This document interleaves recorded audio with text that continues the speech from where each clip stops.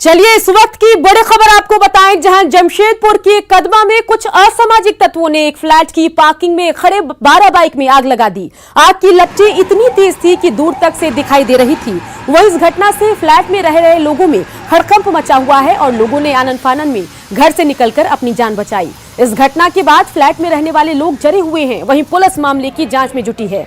तो एक्सक्लूसिव तस्वीरें हम आपको जमशेदपुर से दिखा रहे हैं, जहां उपद्रवी तत्वों का कारनामा सामने आया है। जमशेदपुर की एक्सक्लूसिव तस्वीरें हैं, जहां असामाजिक तत्वों ने फ्लैट की पार्किंग में खड़े 12 बाइक में आग लगा दी और आग की लपटें इतनी तेज थी कि दूर से ही दिखाई दे रही थी। वही घटना से घटना के बाद जो लोग फ्लैट में रह रहे थे उनमें हड़कंप मच गया और लोग जल्दी से अपने घर से बाहर निकले, अपनी जान बचाने की कोशिश की। इस घटना के बाद फ्लैट में रहने वाले लोग जरे हुए हैं। वहीं पुलिस मामले की पड़ताल कर रही है। तो तस्वीरें देखिए, जमशेदपुर के इसी फ्लैट में पार्किंग में 12 बाइक में असामाजिक तत्वों ने आग लगा दी। बड़ा सवाल कि आखिर ये कौन लोग थे जिन्होंने पार्किंग में आग लगाई, पार्किंग में आखिर आग क्यों लगाई गई, और इसके अलावा ये भी है कि इस दरमियान पुलिस की जांच कहां तक पहुंची है। एक्सक्लूसिव तस्वीरें हम आपको जमशेदपुर से दिखा रहे हैं, जहां पुलिस मामले की जांच में जुटी हुई है। लेकिन जो लोग फ्लैट में रहते थे जिसमें आग लगाई गई थी वो हैरान परेशान हैं। उन्हें अपनी जान की चिंता सता रही है। उन्हें डर है कि जो असामाजिक तत्व फ्लैट में घुसकर पार्किंग में आग लगा सकते हैं, अगर उन्होंने कोई दूसरी वारदात को या इससे बड़ी वारदात को अंजाम दिया तो फिर उनकी जान कैसे बचेगी। जमशेदपुर से एक्सक्लूसिव तस्वीरें, जहां फ्लैट की पार्किंग में असामाजिक तत्वों ने आग लगा दी है। पुलिस मामले की पड़ताल में जुटी हुई है। असामाजिक तत्वों की करतूत सामने आई है। ये देखिए, जली हुई बाइक भी हम आपको दिखा रहे हैं। हम लोग सो रहे थे, अचानक स्मेल आया टायर जलने का। तो दरवाजा खोल के देखे तो बालकनी से पूरा ऊपर, नीचे से ऊपर धुआं फेंक रहा। तो फिर निकल के देखे आग लग गया। घर में पूरा आगबत्ती लग रहा था। फिर हम, मेरा छोटा बेटा उसको लिए, बेटी को लिए फ्लैट में, फिर हम चिल्लाए कि आग लग गया, आग लग गया। जी हैं हमारे वाइस प्रेसिडेंट, वो हमको फ़ोन किए कि देखिए ना भैया कि 71 से लेकर के 84 नंबर फ्लैट में आग लग गया है। उस समय जब आया तो यहाँ देखा रहा हूँ कि फायर ब्रिगेड का गाड़ी आया हुआ था और आग बुझ चुका था। जब आया तो यहाँ पुलिस भी था, मुलाकात हुआ, देखे और देख के फिर जब हम लोग गए तो 2:30 बजे के बाद, करीब 3 बजे के बाद फिर यहाँ रोड पर, तिस्ता रोड पर एक जन का कार में भी आग लगाने का कोशिश किया गया। बढ़ते आगे रुख करते हैं अगली अहम खबर का, जहां मुख्यमंत्री हेमंत सोरेन का कोरोना टेस्ट हो रहा है। सीएम आवास पर खुद सिविल सर्जन के नेतृत्व में 3 डॉक्टरों की टीम पहुंची और मुख्यमंत्री का सैंपल लिया गया। डॉक्टरों की टीम ने सीएम हेमंत सोरेन, उनकी पत्नी कल्पना सोरेन समेत सीएम आवास के 23 लोगों का सैंपल लिया। वहीं मुख्यमंत्री आवास और जीएमएम से जुड़े करीब 200 लोगों का और सैंपल लिया गया है। और बता दें कि 200 लोगों का और सैंपल लेना है। लेकिन इन सब के बीच आपको ये भी बताएं कि मंत्री मिथिलेश ठाकुर की कोरोना पॉजिटिव आने के बाद सीएम ने खुद को घर में क्वारंटीन कर लिया है।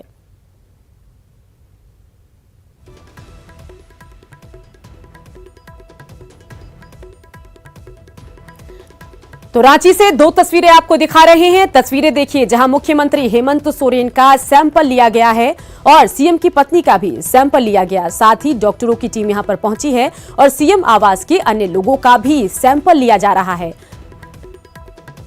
तो रिजल्ट आएगा, उसके बाद पता चलेगा कि मंत्री को, जी हां, मुख्यमंत्री को कोरोना है या नहीं। लेकिन इन सब के बीच आपको बताएं कि जैसे ही रिम्स में भर्ती प्रदेश के 2 मंत्रियों के कोरोना पॉजिटिव होने की खबर आई, उसके बाद मुख्यमंत्री हेमंत सोरेन ने सीएम आवास में खुद को होम क्वारंटीन कर लिया है। उसके बाद आज डॉक्टरों की टीम पहुंची है। मुख्यमंत्री, उनकी पत्नी और साथ ही सीएम आवास में रहने वाले अन्य लोगों का सैंपल लिया गया है।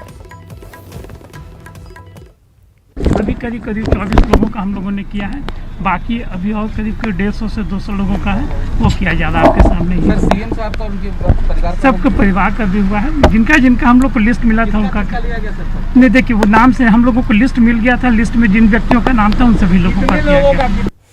रिम्स में भर्ती प्रदेश के दोनों मंत्री मिथिलेश ठाकुर और बन्ना गुप्ता की सेहत में सुधार है और उन्हें जल्द अस्पताल से छुट्टी मिल जाएगी। मुख्यमंत्री ने भी बकायदा मंत्री मिथिलेश ठाकुर को वीडियो कॉल कर रिम्स की व्यवस्था की जानकारी ली।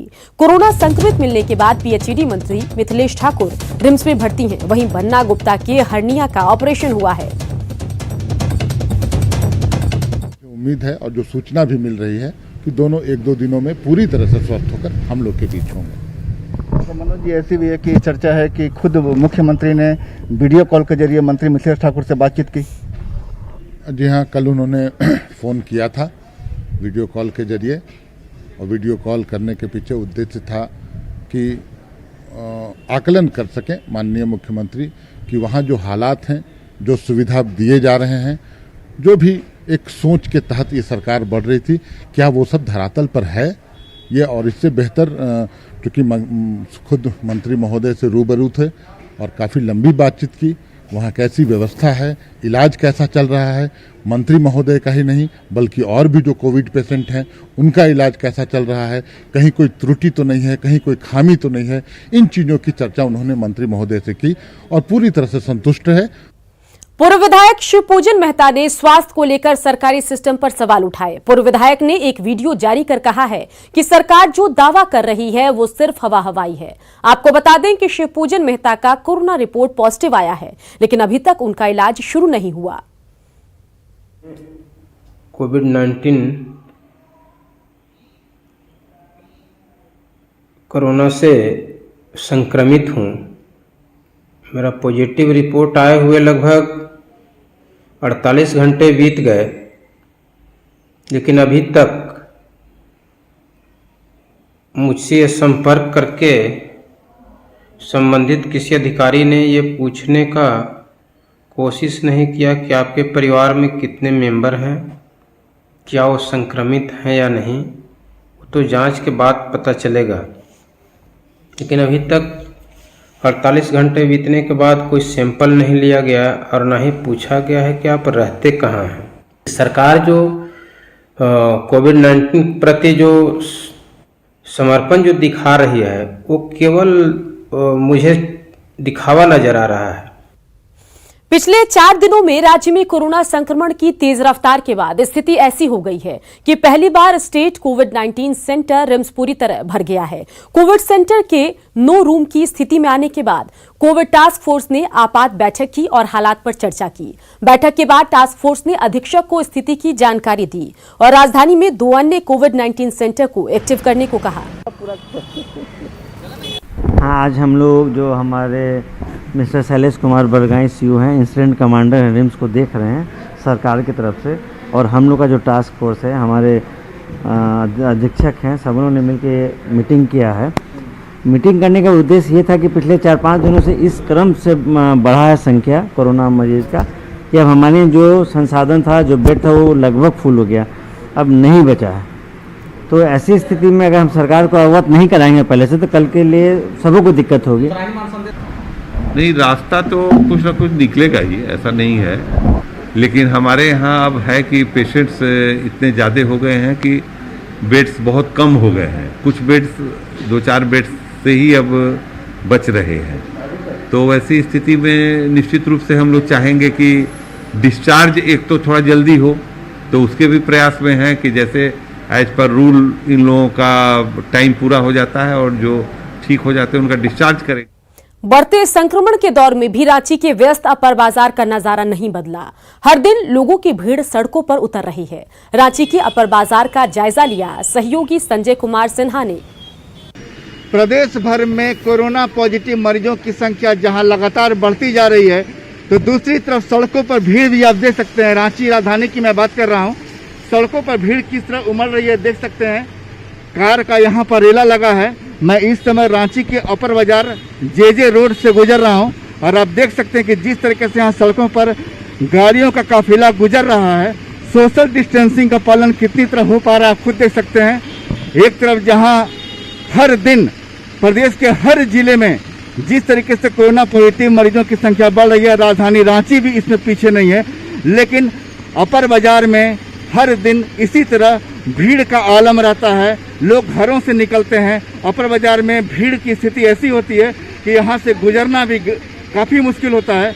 और आप देख सकते हैं कि ये सीधे एक तरीके से संक्रमण को दावत है, लेकिन जल्द अगर इस स्थिति से नहीं निपटा गया तो आने वाले दिन और भी खतरनाक हो सकते हैं। कैमरामैन राजीव के साथ Sanjay Kumar Sinha, news 18 Ranchi. RIMS school of nursing की एक छात्रा के कोविड-19 निकलने के बाद, जी हां, कोविड-19 पॉजिटिव होने के बाद यहां की छात्राएं डर से हॉस्टल खाली कर जा रही हैं। ज्यादातर छात्राओं ने अपने अपने अभिभावक को बुलाकर घर जाने का फैसला किया। रिम्स स्कूल ऑफ नर्सिंग का जायजा लिया हमारे सहयोगी उपेंद्र ने। रिम्स के नर्सिंग स्कूल की एक छात्रा के कोविड पॉजिटिव पाए जाने के बाद अभी हम हैं उस स्कूल में और छात्रावास में। दिखलाना चाहेंगे कि किस तरह से यहाँ पे जो छात्राएं हैं वो जिनके जो अभिभावक आए हैं वो अपने अपने घर जा रही हैं। अभी हम बात करने की कोशिश करते हैं दीदी से। दीदी, ये बताइए कि क्या हुआ है जो सब छात्राएं अपने अपने घर जा रही हैं? अब ये छात्रा का क्लास खत्म हो गया, उसके बाद इन लोग को अभी प्रैक्टिकल बाकी है। प्रैक्टिकल के लिए अभी हम लोग अलाउ नहीं कर रहे हैं अभी जाने के लिए, इसलिए घर जाना चाह रहे हैं। जिसको जाना है उसको जाने दे रहा है। गार्जियन आता है, जाना है, थर्मल स्क्रीनिंग हम लोग लिया है, थर्मल स्क्रीनिंग करके उन लोग को भेजा दे रहा है। कल जांच किया था, कल रात में 1 बजे उसका रिपोर्ट आया। रिपोर्ट में पाया पॉजिटिव, इसलिए उसको अभी गांधीनगर में हॉस्पिटल में एडमिट हो गया। तो अब स्कूल चलेगा या नहीं चलेगा? स्कूल का पढ़ाई खत्म हो गया। इतना दिन लॉकडाउन था, छोटा छोटा ग्रुप बना के हम लोग क्लास लेते थे। क्लास थियरी खत्म हो गया, प्रैक्टिकल बाकी है। तो हमारे साथ स्कूल ऑफ नर्सिंग की प्रिंसिपल थी, साहब इन्होंने कहा कि जो छात्रा थी वो गई थी एक सगाई में और वहाँ से लौटने के बाद पॉजिटिव पाई गई थी और उसके चलते जो भी छात्राएं हैं जिनको परिजन चाह रहे हैं कि वो ले जाएं अपने वापस, वो वापस जा रही हैं और जो रहना चाहती हैं यहाँ पे वो छात्रावास में रह सकती हैं। कैमरामैन केडी के साथ उपेंद्र, न्यूज 18 रांची। जमशेदपुर के एमजीएम अस्पताल की सुरक्षा अब जिला प्रशासन के हवाले कर दी गई। आए दिन कोविड अस्पताल से मरीजों के भागने या हंगामे की खबर सामने आ रही थी, जिसके बाद जिला प्रशासन ने यह कदम उठाया। अब डीएसपी के नेतृत्व में इसकी सुरक्षा की जाएगी। एमजीएम में एक कोविड वार्ड है, एक कैदी वार्ड है। कैदी वार्ड की सुरक्षा में हमेशा से पुलिसकर्मी तैनात रहते आए हैं, क्योंकि उस कैदी वार्ड में सिर्फ कैदियों का इलाज होता है। कोविड पेशेंट अगर बाहर जाता है तो वो समाज के लिए कोरोना के एक संक्रमण का खतरा उत्पन्न करता है। उसको लेके सुरक्षा व्यवस्था बढ़ाई गई है और जैसा कि पहले भी होता आया है, लोकल जो थाना प्रभारी साक्षी हैं उनके जिम्मे इसका दिन प्रतिदिन की देख। और इस वक्त की बड़ी खबर आपको बताएं, जहां मुख्यमंत्री हेमंत सोरेन की कोरोना रिपोर्ट नेगेटिव आई है। सीएम की पत्नी कल्पना सोरेन की रिपोर्ट भी नेगेटिव आई है। तो तस्वीरें वो हम आपको दिखा रहे हैं जब सीएम आवास में स्वास्थ्य कर्मियों की टीम पहुंची और मुख्यमंत्री का सैंपल लिया गया। बता दें कि अब सीएम की रिपोर्ट आ गई है और कोरोना नेगेटिव आई है सीएम के रिपोर्ट में। तो उपेंद्र हमारे संवाददाता इसी खबर पर ज्यादा जानकारी के साथ हमारे साथ जुड़ गए हैं। उपेंद्र, मुख्यमंत्री आवास के लिए, मुख्यमंत्री के लिए, झारखंड के लिए राहत की खबर, हेमंत सोरेन की रिपोर्ट नेगेटिव आई है, क्या कुछ जानकारी आप तक आ रही है, बताइए। देखिए सुकन्या, आज 23 सैंपल लिए गए थे मुख्यमंत्री आवास में, जिसमें मुख्यमंत्री हेमंत सोरेन, उनकी पत्नी कल्पना सोरेन, बच्चों और परिवार के लोगों का उसमें सैंपल लिया गया था स्वाब टेस्ट के लिए और ट्रू नेट से जांच कराया गया है सदर अस्पताल में। जो जानकारी मिली उसमें अभी तक 12 सैंपल की जांच हुई है, रिपोर्ट आए हैं, जिसमें हेमंत सोरेन और उनके बच्चे और उनकी पत्नी का जो रिपोर्ट है वो आ चुका है और अभी तक जितने 12 सैंपल हुए हैं सभी निगेटिव हैं। प्रधान सचिव स्वास्थ्य नितिन मदन कुलकर्णी ने भी पुष्टि की है कि मुख्यमंत्री हेमंत सोरेन और कल्पना सोरेन की जांच रिपोर्ट है वो निगेटिव आई है। बिल्कुल उपेंद्र, और बचे हुए 11 लोगों की रिपोर्ट कब तक आने की संभावना है? देखिए, ट्रू नेट से जब जांच किया जाता है सुकन्या जी, तो इसमें 6 का स्लॉट लगाया जाता है। तो अभी 11 जांच है, तो कह सकते हैं कि 2 स्लॉट अभी होगा, तो लगभग 3 घंटे का वक्त लगेगा। जब 23 जो सभी के सभी जो सैंपल लिए उसकी जांच रिपोर्ट आ जाएगी, तो अभी लगभग 3 घंटे और इंतजार करना होगा, तब सभी रिपोर्टों की जाँच आ जाएगी। जी बिल्कुल उपेंद्र, तमाम जानकारी के लिए आपका शुक्रिया। बढ़ते आगे बात कर लेते हैं सरायकेला की, जहां पीएम आवास योजना में गड़बड़ी का मामला सामने आया है। लाभुक को पैसा नहीं मिला और विभाग में उसे आवंटित दिखा दिया गया। अब सरकार उनसे नोटिस भेजकर पूछ रही है कि पैसे भेजने के बावजूद आपने घर क्यों नहीं बनाया। लाभुकों का कहना है कि जब पैसे आए ही नहीं तो घर कैसे बनाए। वहीं विभाग दूसरे खाते में पैसे जाने की बात कह रहा है। लोग आया, आने के बाद हमारा खपरा घर का फोटो भी लिया, मेरे को बोला आपका क्या मोदी आवास आया है, ठीक है, हम बोले मोदी आवास आया है तो बोल रहा है आपका फ़ोटो चाहिए, कपड़ा घर का फ़ोटो चाहिए। हाँ, उसके बाद एक तो नक्शा बनाया, उसमें भी हमारा फ़ोटो करने का ये किया, तो हम नक्शा फिर बना दिए एक तो, और उसमें से भी एक तो फ़ोटो लिया और वो लोग ले गया। पैसा अभी तक कितना आया था? तो पैसा सर मेरा खाता में तो एक नहीं आया। कैसे सर, पैसा ही नहीं आया है तो घर हम कहाँ से बनाएंगे? हमारे प्रखंड में लगभग 32 इस प्रकार के खाता धारक थे जिनका गलत खाता होने के कारण किसी दूसरे खाते में पैसा चला गया। बहुत से लोगों को जब मैं आया तो जांच किया तो दूसरे खाते से मैंने पैसा को वापस करा करके हमको, जहाँ तक हमको मुझे याद है, लगभग 24 आदमी का पैसा मैंने वापस कराया था और संबंधित लाभुक खाते में पैसा भिजवा दिया वापस कर। हटिया ग्रिड में 50 मेगावाट के ट्रांसफार्मर की शिफ्टिंग के कारण राजधानी रांची के अधिकांश क्षेत्रों में आज बिजली आपूर्ति प्रभावित रही। जेवीएनएल के अनुसार ट्रांसफार्मर शिफ्टिंग का काम शुरू हो चुका है और ये 17 तारीख तक जारी रहेगा, जिसके कारण बिजली आपूर्ति बाधित होगी। हटिया ग्रिड में चल रहे कार्यों का जायजा लिया हमारे रांची संवाददाता भुवन किशोर झा ने। हेलो, हटिया पावर ग्रिड में तकनीकी कारणों से जो काम चल रहे हैं उसके वजह से राजधानी का बड़ा हिस्सा कहीं ना कहीं बिजली आपूर्ति में बाधा पहुंचेगी और उसके कारण से लोगों को परेशानी झेलनी पड़ेगी। लेकिन जो काम चल रहे हैं उसमें देखा जा सकता है कि ये 2-3 दिनों तक राजधानी के कुछ हिस्सों में, खास करके जो हरमो का इलाका है या हटिया का इलाका है या धुरवा का पाटली इलाका है, तो ये तमाम ऐसे क्षेत्रों में बिजली की आपूर्ति उसमें शॉर्टेज होगी।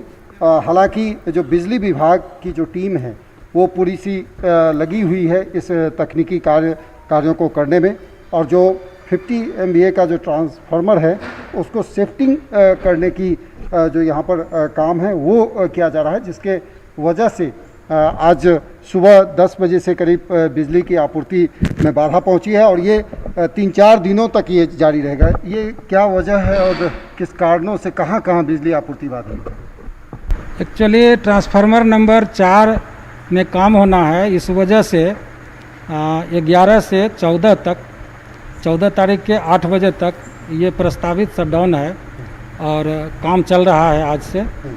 और इसमें 4 फीडर्स मोस्टली प्रभावित होंगे, जिसमें अरगोड़ा, आरएनडी, धुरवा और कांके, ये 4 फीडर्स प्रभावित होंगे।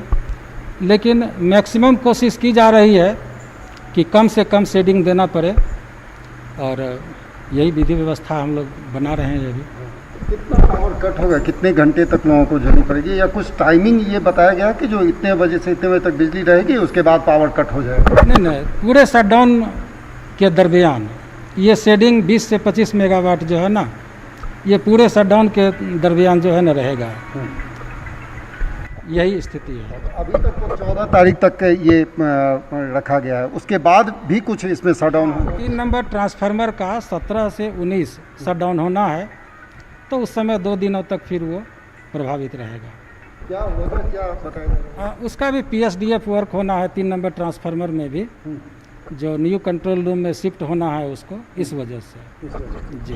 तो ये पूरी तरह से तकनीकी कारणों से ये प्रक्रिया चल रही है और कहीं ना कहीं इसके कारण से बिजली आपूर्ति में बाधा पहुंचेगी और जो राजधानी का एक बड़ा हिस्सा कह सकते हैं जहां पे बिजली आपूर्ति हाल के दिनों में, खास करके जो अभी तक जो 14 तारीख तक निर्धारित है, उसके बाद फिर 17 तारीख तक लोगों को झेलनी पड़ेगी। कैमरा पर्सन अमित के साथ भुवन किशोर झा, न्यूज़ 18 रांची। लगातार चलता रहेगा खबरों का सफर, देखते रहिए न्यूज़ 18 बिहार झारखंड।